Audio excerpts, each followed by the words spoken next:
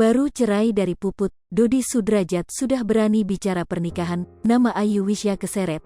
Takut bak tak mau kalah dari Puput, kini ayah Mayang dikabarkan dekat dengan wanita baru.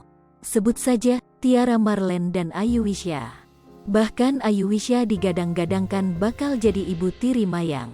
Sebelumnya, nama Puput lebih dulu dikabarkan dekat dengan artis kenamaan, Vicky Prasetyo. Gosip ini berhembus setelah Puput kepergok mengabadikan momen Vicky Prasetyo dan mengunggahnya ke akun sosial media TikTok miliknya. Dalam rekaman yang diposting di akun TikTok @puput100.ly, pemilik nama asli Roy Pujiarti itu menunjukkan Vicky Prasetyo yang tengah sibuk dengan ponselnya di sela-sela syuting. Tampak dalam kolom komentar, warganet mendoakan agar keduanya berjodoh.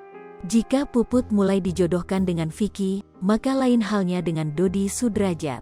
Meski kini banyak dekat dengan beberapa wanita, namun Dodi mengaku masih ingin sendiri. Dodi Sudrajat menegaskan bahwa pernikahan bukan hal yang utama baginya. Udah move on sih sekarang, Dedi tuh istri bukan hal yang utama, ujar Dodi Sudrajat dari kanal YouTube Sambel Lalap. Pasalnya ia mengaku berhasil didik Vanessa dan Mayang seorang diri.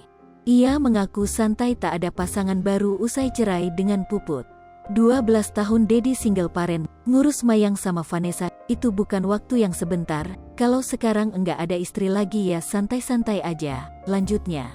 Tak cuma itu, Dodi Sudrajat juga tegas tak akan meninggalkan Mayang. Enggak, Dedi enggak mau ninggalin dia, takutnya nikah nanti.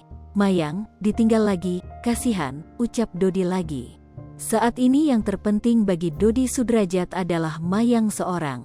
Yang penting kesibukan mengurus Mayang, sibuk mengurus usaha dan proyek yang akan datang, udah sih santai aja, ujar Dodi Sudrajat. Namun netizen justru meragukan pengakuan Dodi Sudrajat.